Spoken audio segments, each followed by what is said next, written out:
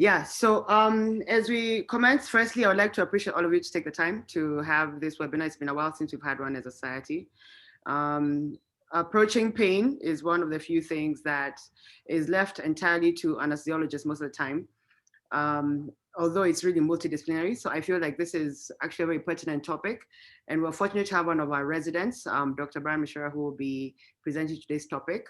I would like to thank our sponsor, who will be presenting a bit later, Mr. Rai. I would like to also give a special mention to our guests from Ethiopia, from Rwanda, from Uganda. You're very welcome. We're happy to have you with us. So as for this meeting, can we please remember to keep our microphones off and to keep our cameras off for the purpose of the presentation. We shall be unmuted as we ask some questions later. If any questions pop up in the middle of the presentation, please feel free to type them in the chat box. They shall be addressed at the Q&A sections later on. And yeah, so without further ado, Dr. Brian Michira, you have the floor. Thank you.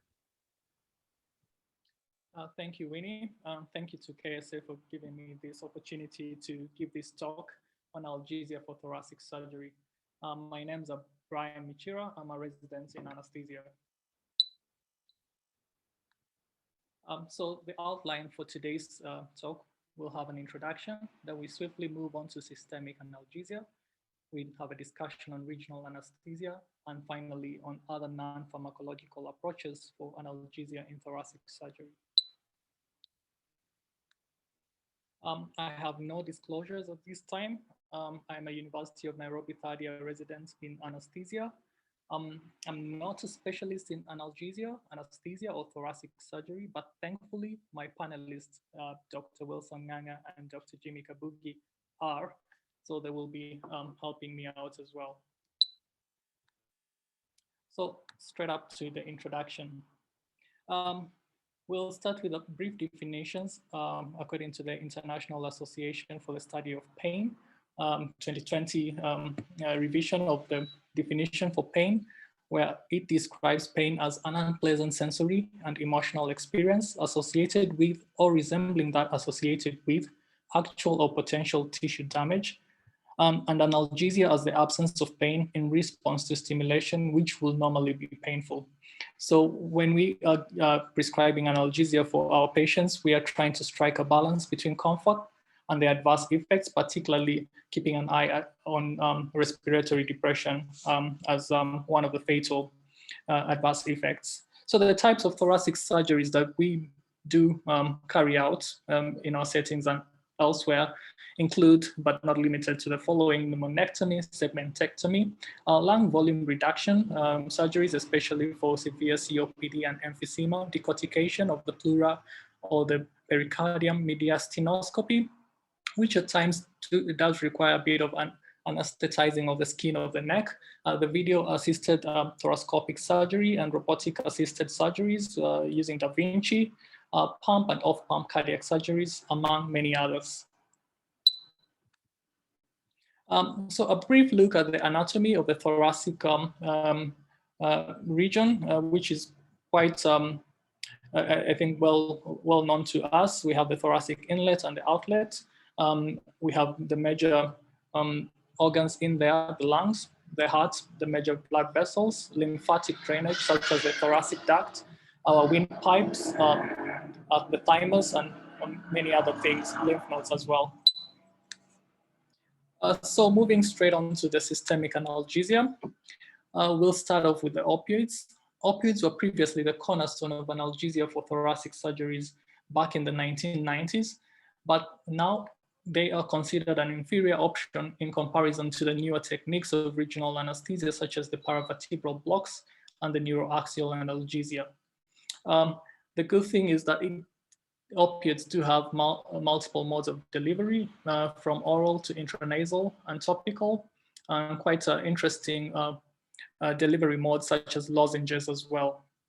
The incidence of opioid-related respiratory depression, however, is still unacceptably high, with clinically acceptable doses standing at about 1%. And the advent of IV PCA, patient-controlled analgesia, has shown much better patient satisfaction as opposed to the intermittent bolus administration that was initially carried out back in the decades. When talking about opioids, we do have to be cognizant about the effect that the genetic makeup has on how we handle or how our bodies handle the opioids. Specifically, the most studied enzyme being the catechol all-methyltransferase gene, valine 158 methionine polymorphism, which did show that patients who had a preponderance of predominantly methionine alleles in this section of their genetic makeup required much less morphine doses and achieved a better pain control with much lower doses as opposed to the valine predominant individuals. This has also been implicated, the same gene that is, has been implicated in neurocognitive studies with predilection to schizophrenia, as well as other behaviors such as altruism as well. Also to mention is that the COMT's Val158 methionine polymorphism has also shown the same skew when it comes to the placebo effect when administering a placebo for pain. Placebo effect, for those who may not know, is just administering a placebo drug where it could be just normal saline to patients who believe that it is actually a pain medication, and they do achieve a bit of pain relief. So the pain responders also were shown to have a preponderance of the methionine allele as opposed to the valine polymorphism for this same gene. There's been quite a litany of literature and bashing of tramadol following the bulletin and warning given by the FDA following a few respiratory related deaths in pediatric patients who underwent adenotonsillectomy surgeries before the FDA actually rescinded their warning. And then furor also sparked after this 2019 JAMA paper by Zhang, where he did compare the mortality for patients who had osteoarthritis who are taking tramadol versus codeine and other NSAIDs. And in this study, they did show quite a significant higher mortality rate in patients who had tramadol. But however, this study was mainly a retrospective study that involved going into the electronic system and getting data for these patients. So one of the pitfalls is probably we do not have the indications for why these patients particularly had tramadol prescribed as opposed to an NSAID. And it's quite possible that patients who were studied in this paper were likely to be riskier than the other patients for obvious reasons that possibly they could have had CKD and did not qualify for an NSAID based regimen. Moving swiftly to acetaminophen. We have been using the IV formulation of acetaminophen for eons, but approval from the FDA just came a decade ago in 2010. Its mechanism of action was targeted towards the COX-1 variant, which was previously a COX-3 and centrally located for both its antipyretic and its analgesic effect, as well as enhancement of endocannabinoids, as well as serotonin pathways. It's a relatively safe drug, and also the ceiling effect applies in the sense that despite increasing the dose, the analgesic effect does not increase, and as a result, you only get to experience more of the adverse effects in that case. Greater analgesia was also demonstrated when it's used together with other agents as part of a multimodal approach to analgesia, as opposed to its use alone. And there's been the phenomenon of acetaminophen-induced hypotension that has been noted recently in literature. Its mechanism is still unknown, But from my understanding, I do believe it could be related to the mannitol that's used as a solvent for the acetaminophen molecule, which is water insoluble.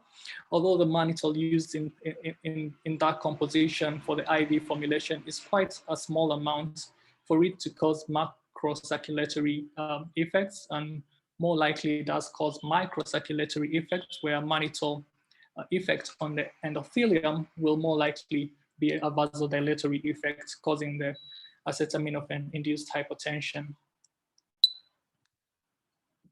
The NSAIDs, standing for non-steroidal anti-inflammatory drugs, it has got quite a plethora of adverse effects, such as risk of bleeding, GI mucosal damage, renal injury, and cardiovascular disease exacerbation. Although renal toxicity is a low-risk event, studied to be between 1 to 1,000 to 1 to 10,000. In this case, the renal toxicity, or rather the analgesic nephropathy seen, is usually a tubular, specifically renal papillary necrosis. However, this study that actually did show that the renal toxicity is quite low in involved patients who are healthy. So a bit of discretion for your patients who have comorbidities such as CKD, and also are pretty old and frail as well, because this may not apply, but specifically for healthy young adults coming for elective procedures who somehow have a bit of a creatinine derangement, probably on the third post-op day. I don't think it'll be wise to quickly point the blame to the NSAID and possibly look at a hydration status as one of the causes, possible causes. COX-2 specific inhibitors came into play due to the side effect profile of the non-selective NSAIDs, where COX-2 specific inhibitors does have less side effects in terms of less damage to the GI mucosa and platelets function. However, some of the COX-2 specific inhibitors did show increased incidence of coronary thrombotic risk attributed to downregulation of prostacyclin and upregulation of thromboxane, and has also resulted in some of the drugs being withdrawn from the market, such as rofecoxib and I believe valdecoxib as well. So we currently do have celecoxib and etoricoxib currently available in our market, but etoricoxib still shows a significantly higher adverse effect, cardiac adverse effect profile as compared to celecoxib. There's the notion of celecoxib with sulfur and sulfur allergy. In sulfur, with patients with sulfur allergy, I have seen a bit of studies, or rather case reports, that did report anaphylactoid reactions in patients who had sulfonamide sensitivities when they did take celecoxib, but those are just really case series, or rather case reports. And for studies that did do a pilot prospective sort of design, celecoxib did not show any cross-reaction with patients who had a sulfur allergy. However, I do advise caution for patients who have a sulfur allergy when you're prescribing celecoxib as well. Ceiling effect equally applies for NSAIDs, so we should try not to prescribe 2 NSAIDs at the same time, because we do not really achieve greater analgesic benefit, but we do just increase their risk, advanced risk profile altogether. There's also concern and in pleurodesis, and surgeons do shy away from NSAIDs in the pleurodesis patients, mainly because NSAIDs, as you may have already gathered, is an anti-inflammatory drug. Pleurodesis mainly does rely on inflammation to cause the pleural membranes to fuse. So they do consider use of NSAIDs to possibly deem NSAIDs as deterrent for them to achieve their end game, their end goal, which is pleurodesis. So majority of the patients who probably will be having pleurodesis done to them will probably be lacking quite an NSAID or a majority of the steroids as well, like dexamethasone, in the hope of them really enhancing the inflammatory effects that they are looking for. There are so many other systemic drugs which I've just classified briefly under the adjuncts. We have the alpha-adrenergic agents such as the clonidine and dexmedetomidine, which also work via neuromodulation so that it does cause opioid sparing effects. The incidence of side effects for the alpha-adrenergic agents are reduced via the epidural route, and dexmedetomidine, despite being used for epidural administration, has never received approval for these routes because animal studies did show damage to the myelin sheath. And for epidural administration, dexmedetomidine dose ranges between 0.5 to 1 mic per kg. Previously, I used to be using a 1 mic per kg dosing for the epidural route, but I did suffer, I think, one episode of irretractable hypotension before I did revise down my dosing to 0.5 mics per kg. Dexamethasone is a steroid, and its use in pain control was shown to be dose-dependent opioid sparing in terms of its effects, and sometimes it does last all the way to 7 days. It's not great, especially for pain at rest, but it's more efficacious for dynamic pain, dynamic movements in that regard. And there have been concerns about raised blood glucose levels and surgical site infections when we use dexamethasones, but studies have debunked this notion, and it can be safely used. Although I do not think if your patient is in DKA or uncontrolled diabetes, it might be probably wise not to use dexamethasone in that case. Gabapentinoids, which include the gabapentins and the pregabalin. There's studies that were done in regard to analgesic potential of gabapentinoid did show the single dose gabapentin that we do give as a pre-medicant in the theater receiving area preoperatively did not have any effect on the pain score or opioid sparing for patients. I do acknowledge that there are some studies that did show a bit of benefits in terms of pain control in the acute post-operative period with the use of gabapentin together with the other multimodal analgesics prescribed. But I delve into those studies, you do notice that the gabapentin doses used as a pre-medicant were significantly higher than the single dose gabapentin that you do give in your theater receiving area. And they did carry on with the gabapentin post-operatively altogether. And that said, we all know that gabapentin absorption is dose dependent. So therefore, we do expect the serum peak plasma levels of the gabapentin drug to have actually been higher and therefore maybe skewed the effects altogether. Ketamine is an NMDA antagonist, which is quite well known to us, which binds to the phencyclidine site of the NMDA enzyme, rather receptor, and it's come of age for its use in terms of acute pain control intraoperatively and immediately in the PACU.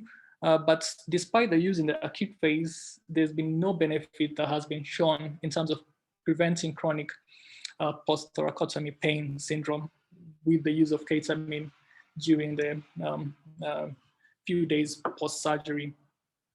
Nifopam, this is a drug I'm also quite fond of. It's a non-opioid. It's a non-NSAID. It's a benzoxazosine class of drug that also shows opioid sparing effect when used as a part of the concoction, multimodal analgesia concoction, about 30 to 50%, depending on different studies. And it's also quite good in terms of post-op shivering, where it does prevent post-op shivering by bringing down the shivering threshold altogether. I know the manufacturers do recommend a 4-hourly dosing of its IV formulation, the 20 milligram, but in the patients that I've probably used Nifopam for, an 8-hourly regimen has been quite adequate for those patients and has never required me to actually increase its frequency. One of the side effects that, or rather contraindications, is patients with convulsive disorders. So possibly try to avoid it for your patients with traumatic brain injury or other CNS lesions altogether. IV magnesium, we know it's a membrane stabilizing molecule, as well as an NMDA antagonist. We also have the lignocaine, which also blocks the sodium channel, ion channels, blocking the AP propagation, and the placebo effect that I had earlier alluded to, where a patient can be given Pabrinex or water for injection with the belief that they are getting an analgesic drug, and they do actually have pain relief following the administration of the placebo, mainly because of the release of the endogenous endorphins via the descending pathway. And this placebo effect can actually be reversed and stopped by administration of naloxone as well. Moving on swiftly to the regional anesthetic approaches, the thoracic epidural has been the gold standard in terms of pain management for thoracic surgery for quite some time. The commonest side effect has been hypotension, and this is quite a worry because for some surgeries, such as the pneumonectomies, where the pulmonary vascular bed is probably area is being halved, judicious use of crystalloids is advocated for to avoid intraoperative pulmonary edema. So early shift to use of vasopressors is advised. So a thoracic epidural that will possibly cause significant hypotension is mainly frowned upon by the physician and anesthesiologist who might be performing a surgery that involves pneumonectomy. There's been improved outcomes with the thoracic epidural if it's used for a minimum of 48 hours. By improved outcomes here, I mean reduced pain and reduced post-operative major complications as well. However, the paravertebral blocks have shown equi-analgesic effects as the TEA, as the thoracic epidural analgesia, but it does offer the benefits of better pulmonary function compared to the thoracic epidural analgesia. There's parasympathetic sparing with the thoracic epidural, therefore ileus is avoided altogether. So patients can easily start eating and be fast-tracked into the ERAS protocol that most surgeons are employing often. There's also greater post-operative forced vital capacity and forced expiratory volume in 1 second compared to the use of IV PCA opioids. Combining an opioid such as a fentanyl or sufentanil with a local anesthetic in your thoracic epidural provides a synergistic, a superior analgesia compared to the use of either alone. It's the combination results in synergistic pain relief as opposed to summative pain relief. So it's actually advocated with your continuous epidural infusions to actually combine both your local anesthetic agents with an opioid. Its use in cardiac surgery will be targeting quite higher up the thoracic, higher thoracic level. That is the first 5 thoracic segments, because the heart gets this sympathetic supply from T1 to T4. Therefore, by blocking these thoracic segments, you sort of cause sympathoplegia to the heart, improving coronary blood flow, improving regional LV function. And there's also a report of reduced incidence of SVT, particularly with the use of local anesthetic in this case, as opposed to opioids. Use of opioid only does not really reduce the incidence of supraventricular tachycardia. It's also wise to actually try to be a bit cautious when your patients are going through cardiac pulmonary bypass, for the reason that these patients will be fully heparinized, they'll be anticoagulated, and probably the use of an epidural and catheter might just predispose them to an epidural hematoma as well. However, there are some centers and physicians who still use a TEA, a thoracic epidural approach for patients who are even going on the pump altogether, and they have not shown any adverse effects to dissuade them from this practice. It's less commonly used for the video-assisted thoracoscopic surgeries, mainly because it's an overkill in most cases. Video-assisted thoracoscopic surgeries are slightly minimal invasive surgery, and most anesthesiologists will probably go for a paravertebral block or an intercostal block altogether in covering the dermatomes where these minimal incisions will be made on the skin.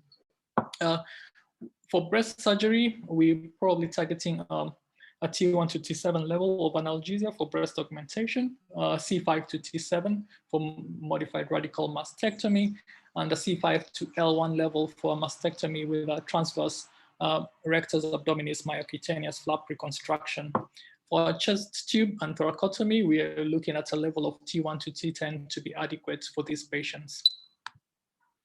The paravertebral block, which has actually become a little more common than the thoracic epidural catheters because of the ease of doing the paravertebral block and a higher success rate as well. It can be performed blind via the posterior loss of resistance technique, just like your epidural, but about 3 centimeters from your spinous process midline. It could be ultrasound guided or direct visualization by the surgeon once they have opened the chest cavity. And its indication could be for breast surgery, thoracotomy, and unilateral multiple rib fractures as well. There's a chance of an epidural spread of your block agent, which is one of the commonest pitfalls with a paravertebral block.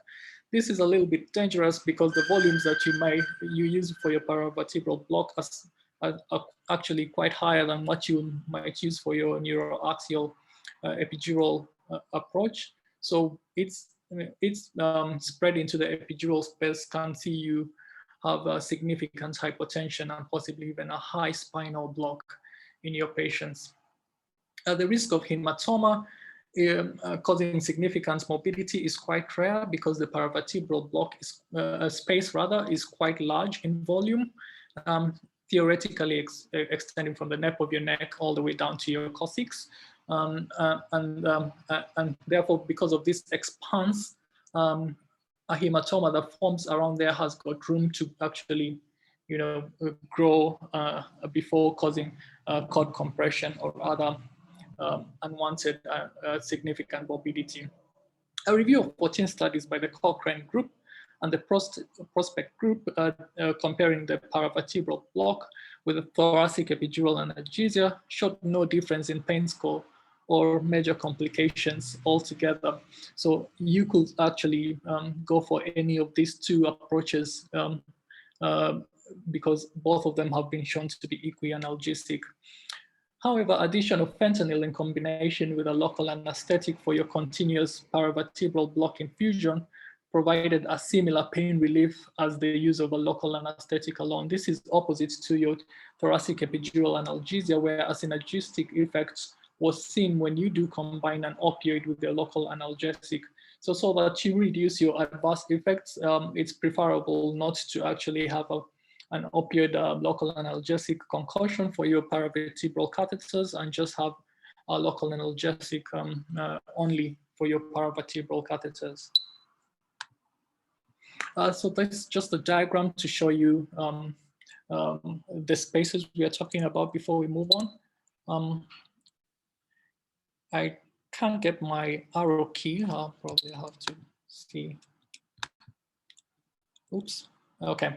All right. So I hope we can all appreciate the diagram. There's the PV space in between the parietal pleura and the transverse process. It's a wedge shape. That's where it is. And it's performed by actually hitting the transverse process and then just walking slightly above it until you have a loss of resistance altogether. It's the blind approach, though commonly used in our setup, is also equally risky because you may easily miss the transverse process and hit the rib thinking that you've hit the transverse process, and by you walking just slightly above it, you might easily cause a pneumothorax by puncturing the pleura as well. We have the ESP, which is the erector spinae block in between the transverse process and the erector spinae muscle as well. We do have the intercostal, which is much in between your innermost intercostal muscle, intimus, and the other intercostal muscle, the internal and external layer of the intercostal muscle. We have the retrolaminar block as well, which is like an erector spinae block, but much more medially. And then we have the mid-process to transverse, midpoint to transverse process to pleural block, which honestly, all these blocks are work by rollover into the paravertebral space. So most people, or rather most textbooks and literature might cajole these blocks and classify them all together as paravertebral blocks by proxy. The intercostal nerve block, we know that the nerves are found on the inferior aspects of the ribs. So the subcostal groove arrangements from the cephalic to the caudate end will be the vein, artery, and the nerve. And because of this intimate relationship, they do have the intercostal nerve blocks do have a higher rate of systemic absorption, and therefore local anesthetic systemic toxicity is highly seen with the intercostal nerve blocks. The most common site of performing this nerve block is at the angle of the rib, which is usually about 7 centimeters from the spinous process posteriorly, or at the posterior axillary line in your pediatric and small adult group. There's need for multiple injections or catheter placement as a result. The drug deposited usually because of the high rate of systemic absorption does not really linger around for quite a long time, about 4 to 6 hours, and therefore need for repeat shots or even a continuous catheter to be placed when you're using this form of nerve block. You do require blockade of 2 dermatomes above and 2 dermatomes below the level of surgical incision to actually achieve your targeted analgesia for your patients. And preferably a unilateral intercostal block should be performed so that we avoid bilateral pneumothoraces in our patients. It's quite difficult to do above T7 level due to the scapula, considering we look for the angle of the rib to actually infiltrate around this area. So we may consider doing a PVB or a TEA for your patients if you do require a higher block. The intrathecal opioid, this is mainly the morphine. The intrathecal morphine dose, which we commonly use, is 0.1 to 0.2 milligrams. However, in the Western countries and in the Caucasian population, they can use higher doses all the way to about 0.8 milligrams with similar effects and less risk of respiratory depression. Usually it's done at the lumbar level, and there's rostral spread of the morphine altogether to the thoracic area to cause analgesia. And the peak pain reduction is usually during the first 4 hours of administering the intrathecal morphine, but it's said to last between 12 to 24 hours for a single shot. And there's a risk of respiratory depression, but this risk is is lower than we expect. Actually, the highest side effect profile for intrathecal opioids is usually pruritus, followed by nausea, vomiting, and eventually respiratory depression. The incidence of pruritus, it could be reversed by naloxone if it is severe, that is, but most patients are able to tolerate this with use of antihistamines as well as other mast cell stabilizer agents such as chromoglycate as well. The PEC block, the pectoralis and serratus plain block, these are interfascial injections mainly used for the surgery on the hemithorax. Initially developed for breast surgery, but has been employed for rib fractures and thoracotomies successfully, and there have been reports of pain relief for surgeries in the axilla and posterior shoulder when we do the pectoralis block as well. So we do have the PEC1 and PEC2 under the pectoralis blocks. So PEC1 is what the interfacial injection between the PEC major and the PEC minor, which anesthetizes the medial and lateral pectoral nerves. This innervates the pectoralis muscle themselves. PEC2 block includes PEC1, and in addition to PEC1, we have a second injection between the PEC minor and the serratus anterior, which blocks the upper intercostal nerves. And this is what we do employ, especially for breast mastectomy surgeries. The serratus plane block has been touted as the top block for the chest. And it's been quite useful in that regard. It's usually targeted between the serratus anterior and the latissimus dorsi and performed at the axillary region. It targets to block the intercostal brachial, long thoracic, thoracodorsal, lateral branches of the intercostal nerve to cause analgesia at this area. Intrapleural analgesia. In some literatures, they will call it interpleural block, others intrapleural block, others pleural block, but all in all, it's just local anesthetic agents which is injected to the space between the parietal and the visceral pleural. Usually the pleural space, the volume is quite small, about 10 mils, and it relies mainly on a systemic absorption for its mode of action in the thoracic surgery.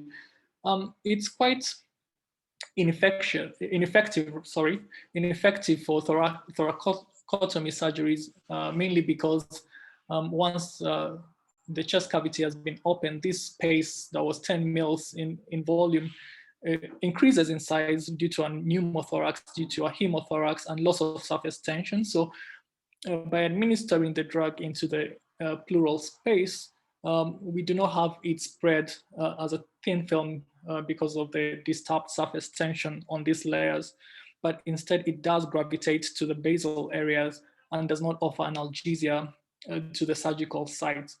However, it's been shown to be quite effective for pain relief after cholecystectomy, mainly because of the same reasons I've given, that it will gravitate to the basal side, and in cholecystectomy we do not have any opening of the thoracic cavity, so administration of an intrapleural block into this area will have it spread seamlessly due to the surface tension in all areas to cause the benefits, the analgesic benefits for patients who are undergoing cholecystectomy.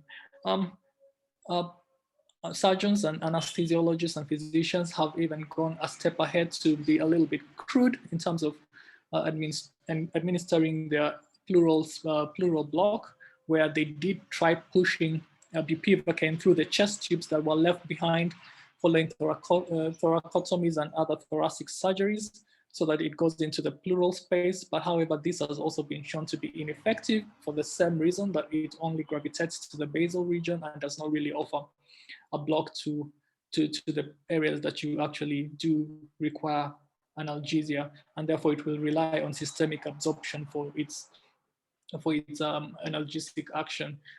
So it's rarely used. It's inferior to a majority of the modalities, the majority of the regional modalities that we have available. The erector spinae block, which is the new kid on the block, which is one of the novel block techniques. I put it in quotes that it could possibly be a paravertebral block by proxy. For patients who receive erector spinae block, we do know that it does cover quite adequately the somatic pain around the areas that we have administered it. And it's thought to possibly spread along the fascial planes towards the posterior rami to block the posterior rami of the intercostals. But we do know that posterior rami nerves, in the thoracic segment, but we do know that the intercostal nerves mainly come from the anterior rami. And because we do observe these same effects in terms of having the analgesic and numbing effect on the intercostal nerves, it's also thought that it also works by rolling over or spilling over from the erector, from the area deposited into the paravertebral block to actually cause this profound and summative analgesic block. It's also easier to perform. That's why it's really gaining traction. All we need to do is to target the transverse process from the posterior aspect. Once we have hit it, we just bounce back a little bit and try to look for an ease in terms of administering the drug, where it will be between this transverse process and the erector, this paraspinal muscle bundle as well. So it's used to anesthetize interested segments of the thoracic and abdominal wall. Once it's deposited around the segments that you want, there's just limited caudal and caudad, cephalad and caudad spread. So it probably will ascend by a few thoracic segments as well to cause analgesia to that area. I'd like to have a quick talk, quick mention about the liposomal bupivacaine EXPAREL, LipoB, which was approved in 2011 by the FDA and came into use in the market in 2012. This could possibly be the entry of single shots blocks as the mainstay because of its profound long half-life in that case. The liposomal bupivacaine is just bupivacaine molecule wrapped up in this multilamellar lipid matrix using the Depoform vesicle technology, where it's slowly released into the system once it's deposited by the breakdown of this lipid matrix to release the bupivacaine into the body. It's currently approved only for local infiltration and tap blocks, but I do know that the pharma company has applied for a wider coverage following their own studies, including its use in neuroaxial and epidurals as well, safely. And the maximum dose is 266 milligrams. There's a study by Datsa where he pulled 9 studies for patients who received LipoB, and it actually did show that the patients who did receive LipoB had lower reported pain scores after 72 hours compared to our standard bupivacaine hydrochloride. So it's been shown to from just a single shot to actually extend to its effect to between 72 hours to 96 hours as well. Rice et al.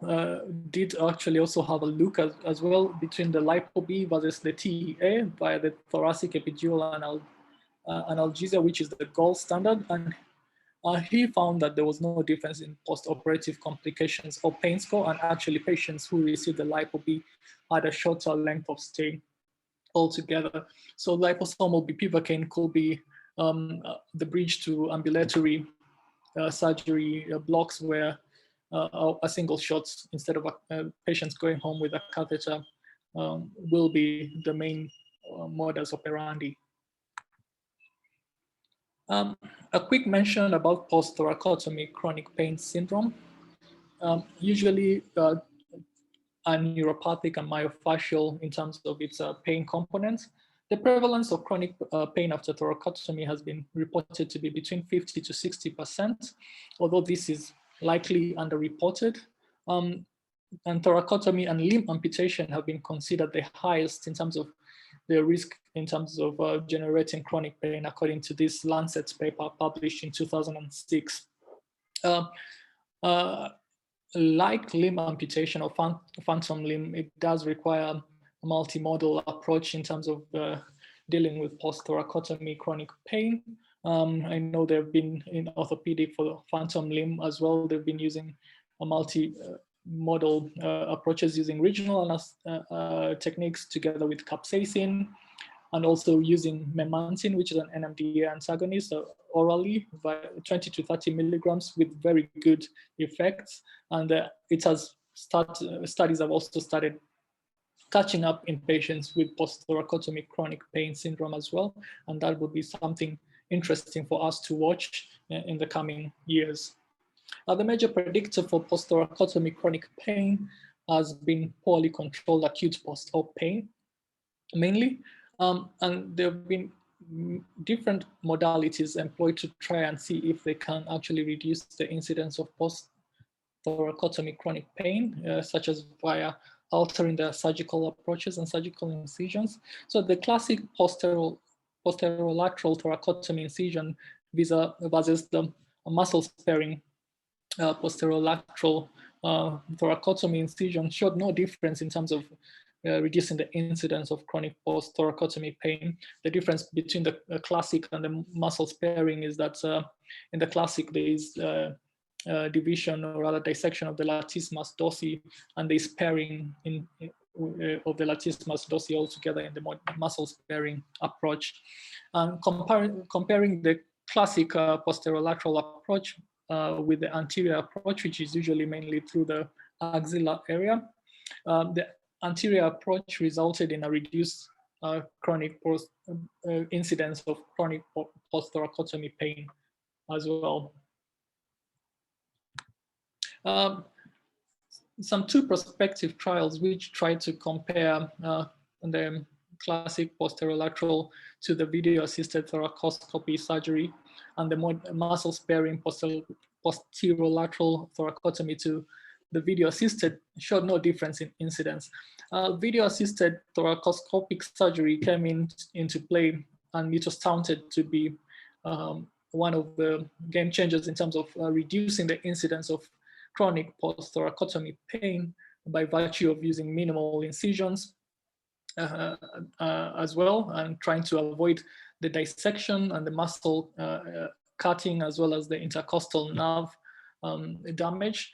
However, it has not really lived up to its promise of reducing the incidence of chronic post-thoracotomy pain, because patients who undergo video-assisted thoracoscopic surgery do have the probes being manipulated inside their chest cavity, and therefore it could easily hit and crash on the intercostal nerve against the rib cage. Also, because of the video-assisted approach takes much longer than an open approach, therefore much time in terms of tissue trauma as well as using of the rib retractors when they are trying to actually get out the segment of the lung that they have been able to resect, because it can't really fit through the pots that they did create.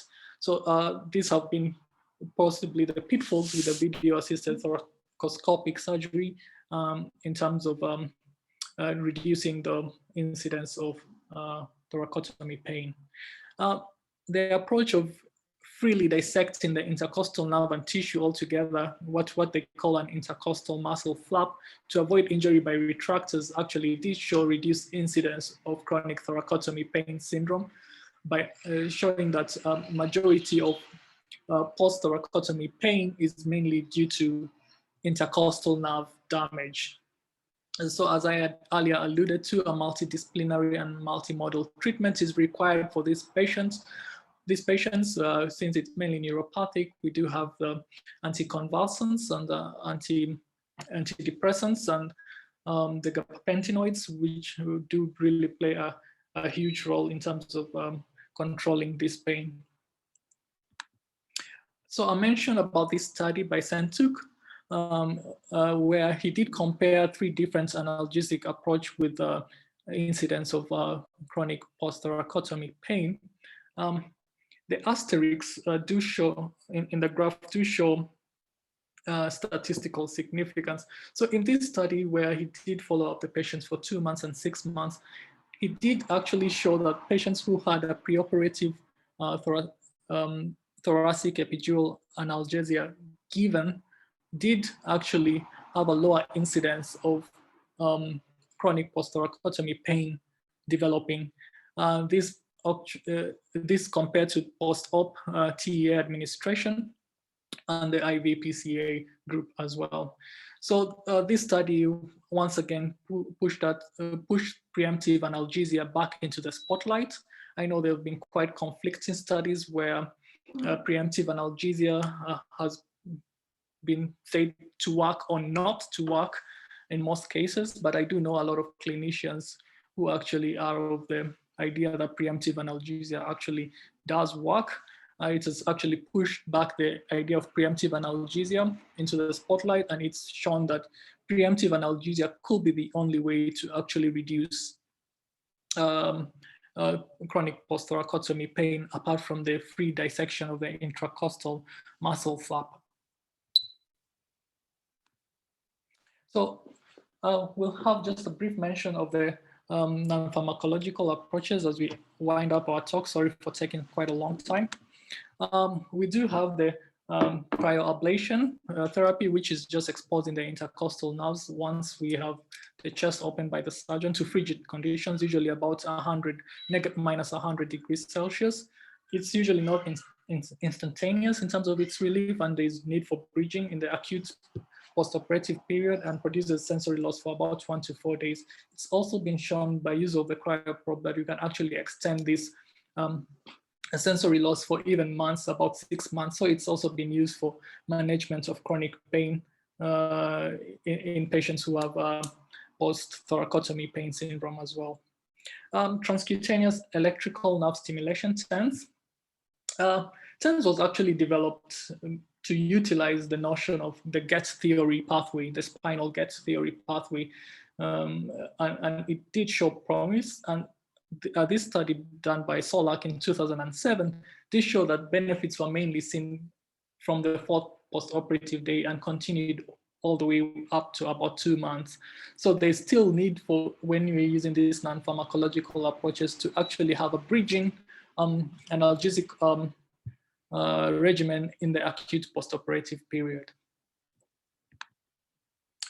That's all from me. Thank you very much for your time.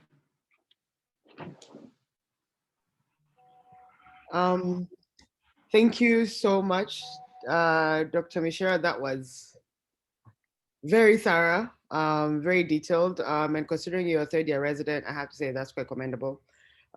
There's so much information you've given us. Some of it even I did not know existed. We're very grateful. I know there are many questions that are going to arise from this. And before we go into that, I'd like to introduce our panelists. Tonight we have Dr. Kaxon Nganga. He's an anesthesiologist at Kenyatta National Hospital. He's also a regional specialist, so this is also one of his niches in terms of making sure our patients are comfortable when it comes to regional anesthesia. Or the other panelist is Dr. Jimmie Kabugi. He's a cardiothoracic anesthesiologist in terms of specialties, so this is also one of his home places. So I'm sure he will be very astute into letting us know and sharing his thoughts about pain management. So if there are any questions from the floor, please raise your hand. And to just start us off, I would like to just to get the ball rolling.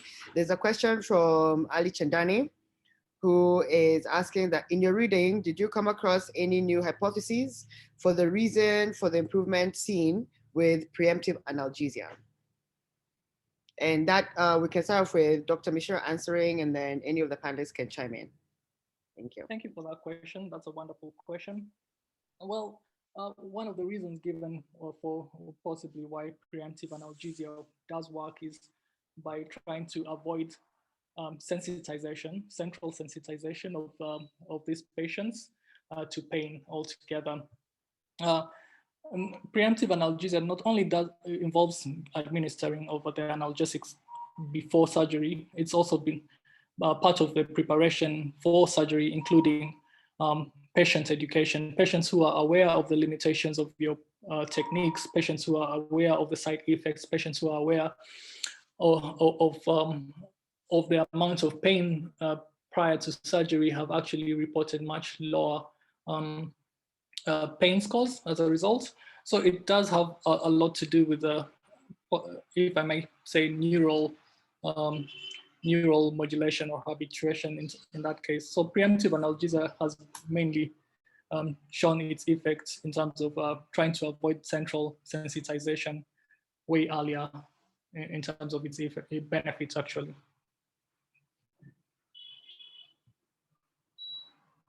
Yeah. Any of the panelists would like to chime in to add on to that?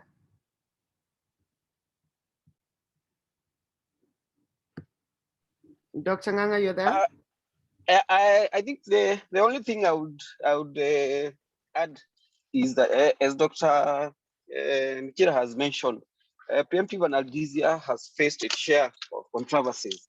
We have some people who worship at the altar of it, and others who really want to hear nothing about it. Of course, the major physiology is basically neuromodulation and saturating the nociceptors prior to the nociception, and on top of that, doing it in a multimodal way. So for whether you're using the NSAIDs or the opioids or the regional techniques, basically ensuring that for the IV preparations, you have achieved enough or rather adequate plasma saturations before the surgeon's cut. And for the regional techniques, basically doing the procedure and administering enough local anesthetics prior to the cutting. So once you've done that, then you should be good to go. Part of those who are for the preemptive analgesia, I really do have no major beef with preemptive analgesia, because you have nothing to lose as long as you're okay, you get it right with the dosages and the multimodal approach, then you should be good to go. And for the few studies that have shown a small percentage, there's really no harm in giving a patient that small benefit of doubt. So that would be my take. Thank you for that, Dr. Ganga. Dr. Kabugi, your thoughts?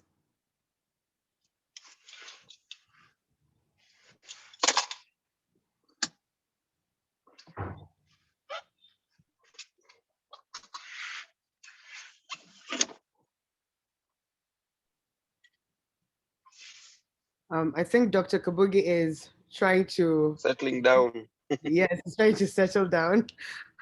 In the meantime, I'm seeing we have actually a lot of pain specialists in our forum today. I know Dr. Anthony Kamau, I don't know if he's still on board. He's also a pain specialist in our hospital. We have Dr. Angela Ongere, who actually does cardiothoracic surgeries in Aga Khan hospitals. I think it would be great for us to hear your thoughts as well. Please just unmute yourselves and share.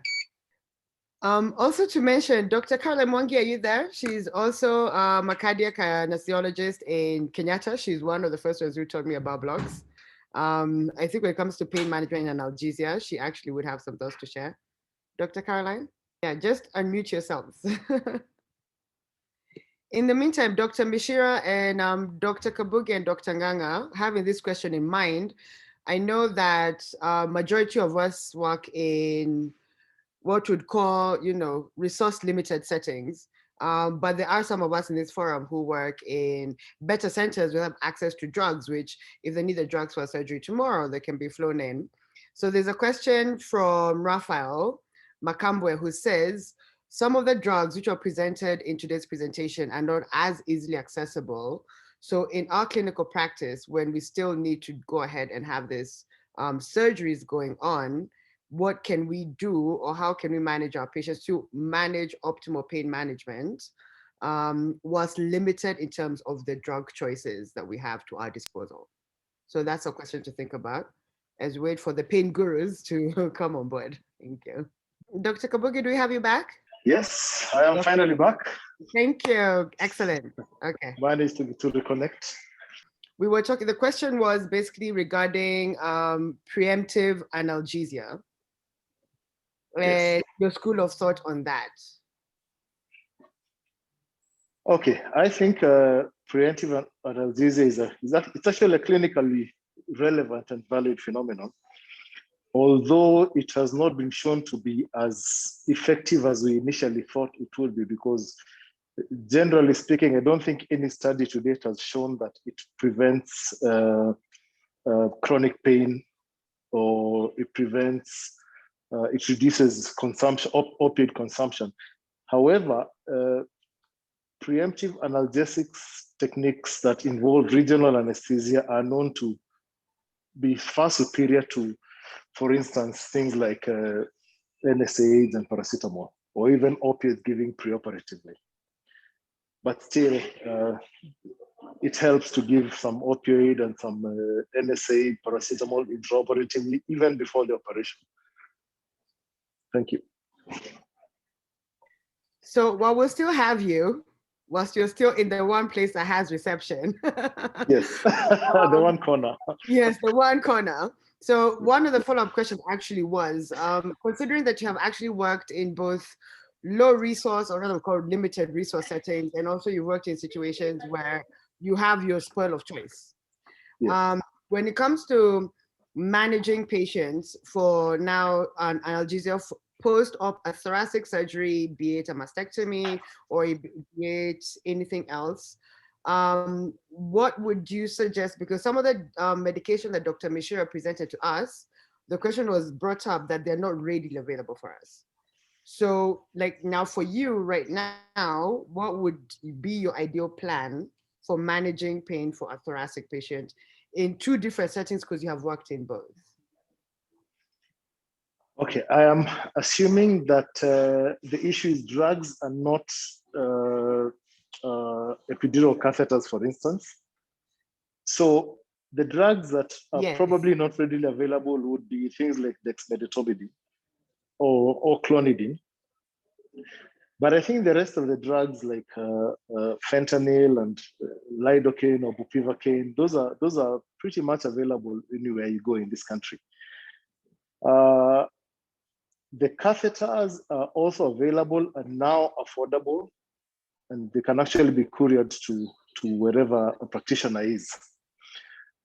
So I think the good old paracetamol, non-steroidal anti-inflammatory agent of choice, bupivacaine, some fentanyl in the epidural space, or some dexamethasone in a block would be available in most places. I think you would only be looking at probably bupivacaine or dexmedetomidine that would not be available. All right, thank you for that input. Do not go too far away from that corner because there are more questions coming up. Yeah, so the other panelists, Dr. Nganga, you have not shared your sentiments in regards to availability of drugs, especially because you are in our national referral hospital. So how is it there? Or how do you manage analgesia in KNH? As we wait for Dr. Nganga to come back online, he's having a little bit of network issues. I had roped in Dr. Angela Ongera. Are you there? And Dr. Anthony Kamau, who work in also different facilities and do deal with analgesia for thoracic surgeries. In the meantime, Winnie, if I could probably also respond to Raphael's question. Of course. Yeah, so thank you very much for that question, Raphael Makambwe, about lack of availability and what to do. So from my little knowledge and what I gather from my pain teachers like Dr. Mwiti is that pain is the only way to approach pain should be a holistic approach. And therefore, for patients as well, apart from what I already alluded to, the patient knowledge, patients who are highly informed have a better pain control post-op. We also have to look at the psychosocial, the family support issues, and the financial support issue. But also for the few drugs that you do have available, multimodal analgesia using different drugs with different mechanisms of actions or different areas of action will equally also suffice. I forgot to add when I was talking about intrathecal opioids, where I only talked about intrathecal morphine. It's actually been shown that you can actually combine two opioids for intrathecal administration, just in case you do not have the luxury of having too many things available, such as I know that many centers have combined morphine with fentanyl or sufentanil for intrathecal administration with no severe adverse effects and no increase in terms of their respiratory depression being observed in these patients. So I think you might also get a little bit creative with intrathecal opioid administration in case you do have opioids available to you for administration as well as a combination. Thank you so much for that addition. Yeah, Dr. Michira, that was actually a very good addition. I think that yes, people keep forgetting that pain is the one reason that brings patients to hospitals. Also one of the major reasons that causes prolonged hospital stay. And that's why, yes, as Dr. Michi also was my pain teacher, that it is one of the main things you really should try to control early. And if you do it early enough and well enough, you actually do not get to the level of chronic pain. So we are very, very grateful for this presentation so far. Your questions are still welcome as we go along, but for now, I would like to invite Mr. Aditya from Troikaa. He's going to do a quick presentation for us as our source for today, and we'll go from there. Any questions after that, they're still welcome before we'll now be closing for the evening. We're a little bit past schedule, but I know we're going to make it. All right, thank you. Welcome, Mr. Very good evening to everyone. Thank you, Dr. Vinny and Dr. Brian. My name is Aditya Natharai. I work for Troikaa Pharmaceutical. And with Troikaa Pharmaceutical, we mainly deal into two different segments, that is pain and anesthesia. And today both has been discussed. So I would like to introduce our the product which are available in the country. That starts with Danapar range. So that is Danapar injection. And then we have our BUPITROI. There are two different variations in the BUPITROI, that is BUPITROI heavy and BUPITROI plain. And then we have our benzoate, that is our midazolam, 3 ml and 5 ml both.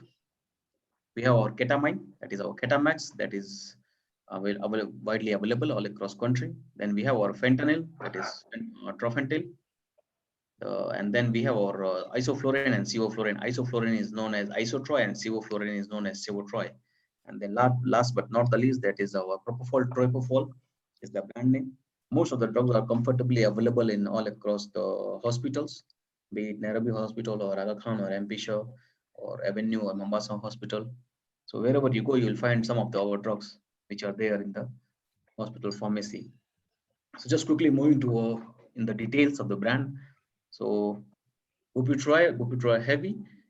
These are the two bupivacaine variants we have. Then we have our Ketamax and benzoate, isoflurane and sevoflurane, Isotroi and Sevotroi. Then fentanyl, brand name is trofentyl. Very soon we are coming with the OTFC, that will be transmucosal fentanyl citrate tablets. So that is the new variant in trofentyl. As of now, we have fentanyl citrate 50 microgram per ml injection. Then we have our propofol, that is Troipofol. And last but not least, Danapar AQ, that is the very innovative diclofenac injection, which is being used here in country. And diclofenac, I mean, I'll just start with diclofenac and I'll finish with diclofenac, only Danapar injection. So in terms of diclofenac injection has been there since decades. And there was no innovation. So as Troikaa Pharmaceutical, we always believe in innovation and imagine an innovation. And this is what we did with diclofenac injection. We imagined and we thought that how to reduce the pain when you're giving the injection to your patient. And to overcome that challenge of pain, we have developed this Danapar AQ, a very innovative aquatic process. So the limitation of conventional 3 ml diclofenac injection was that the pain at the site of injection, it was because of propylene glycol, which was being used as a diluent for diclofenac, and that was causing hemodialysis at the site of injection. That was the basic reason for pain at the site of injection. You must have seen lump formation at the site of injection when you give diclofenac 3 ml injection, complaint of pain at the site of injection from the patient side. And then the second important challenge was that route of administration. I mean, diclofenac, the conventional diclofenac 3 ml injection was only to be administered by intragluteal, and then in some cases IV infusion. So these were the two important limitations of 3 ml diclofenac conventional injections. And then in case of obese patient, the bioavailability was a big question mark on 3 ml diclofenac injections. Because as you know, when it is given to intergluteal route, because of the thick fatty pad over the gluteal region, it was difficult to get a desired therapeutic effect from 3 ml diclofenac injection. And the propylene glycol, as I discussed earlier, also propylene glycol was the major cause to give pain at the site of injection and causing more than 50% times phlebitis to compare to other formulation. So these were the limitations of 3 ml injection, and to avoid this limitation and give the desired therapeutic effect of diclofenac 3 ml Troikaa Pharmaceuticals, we noted a 3 ml instead of 3 ml diclofenac injection, 1 ml diclofenac injection, the same concentration of diclofenac, that is diclofenac 75 mg in 1 ml. So that is Danapar AQ. I'll come on Danapar AQ, the advantages over conventional 3 ml injection. Danapar AQ has been manufactured by Aquatech process, which is patented in more than 99 countries.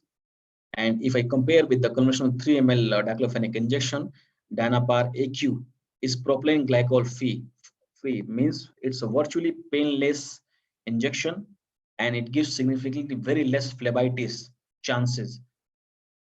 Second thing is it gives the wide variety of route of administration. That is, additional one is intradeltoid along with intragluteal. It gives the consistent efficacy and convenience during in OPD setup. And Danapar AQ is the only diclofenac injection which can be given IV bolus also. So Danapar AQ offers 4 route of administration. First one is intradeltoid, second one is intragluteal, third one is IV infusion, and fourth one is IV bolus. So in terms of differentiation, Danapar AQ is the only diclofenac injection which can be given intradeltoid and IV bolus. So this is the small comparison chart between the conventional 3 ml and Danapar AQ 75 mg 1 ml. So as I discussed earlier, it is free from propylene glycol, so virtually painless at the site of injection, and 4 route of administration of Danapar AQ, that is intradeltoid, intragluteal, IV infusion, and IV bolus. It gives uncompromised bioavailability to the obese patient by giving intradeltoid route.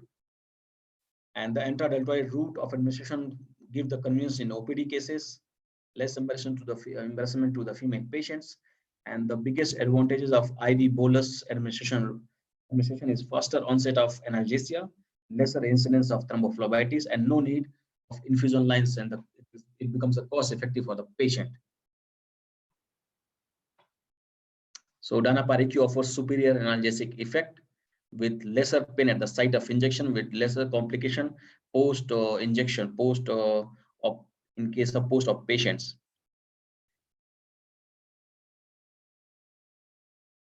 So that is all with Danapar AQ, the virtually painless injection for your post-op cases.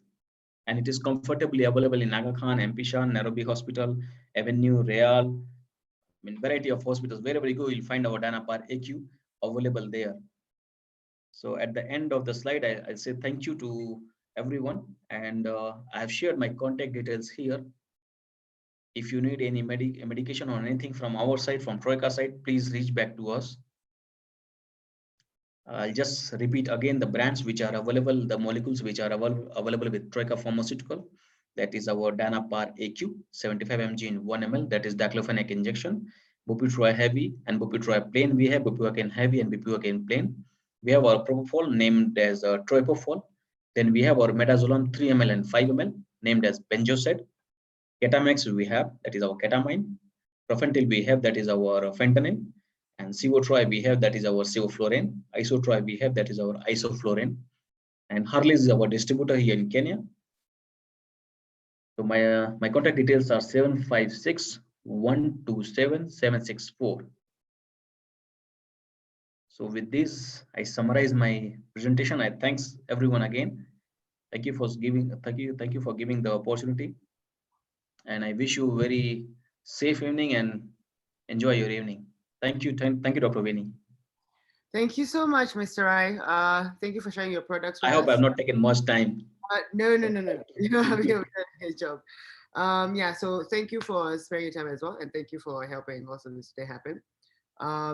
For some places, the essential drugs list has taken out diclofenac, but I know some of us still use it, and it's actually, from what Dr. Michira discussed earlier, is actually quite a key element when it comes to multimodal analgesia management for pain. So thank you so much for your presentation. Thank you. True. Thank you all of us for being here today. I would like to start by saying it's been a pleasure to be a moderator today. I would like to thank KSA for enabling this to happen, to have this forum, where we have these fields where we can have these webinars. These webinars actually run every second and every fourth Thursday of every month. So this is the last one for February. So they're going to resume now the beginning month of March. So every second and every fourth Thursday of the month, we shall be having a KSA webinar or a CCSK, or combined, or even multiple ones. So the webinar has been recorded for later viewing. It will be available both on YouTube and on our website, and also on Facebook within the next 2 days. So you can view it at your own leisure and share it with your friends who you feel the information shared here will be pertinent to them, and there's something they can learn from it. We also have, this is a CPD accredited webinar. So you will be getting an email from our secretariat just informing about your CPD points and how you can accrue those. So for the KSA members and those who may want to be members, please remember to pay your subscription fee. It's due. So I think you already received your emails. So work on that and let's get that sorted. And of course, we're approaching that time where we have our annual conference. So those details, that's a message from the chair that the details for our annual conference will be coming up soon. So be on the lookout for those. On behalf of KSA, thank you so much for spending your time this evening. I would like to thank our presenter, Dr. Brian Michira. That was an excellent presentation. We learned a lot from you. Thank you for taking the time to teach us on this evening. To our panelists, Dr. Kabugi and Dr. Nganga, we appreciate you taking time from your day to enhance us in our knowledge in terms of analgesia for thoracic surgery. And for the participants for being there, because without you, we would actually not have any learning, and without the interaction, we actually would not become better doctors, better nurses, better physicians, better clinicians. So unless there are any other announcements, I would like to round off this meeting 2 minutes before we're supposed to be closing. Unless it's an announcement from the SG, Dr. Nabilindo, if you're on board, or anyone else who has a burning question, we can address it at this time. So without much further ado, thank you so much. Take care, have a good night, and stay safe. Bye.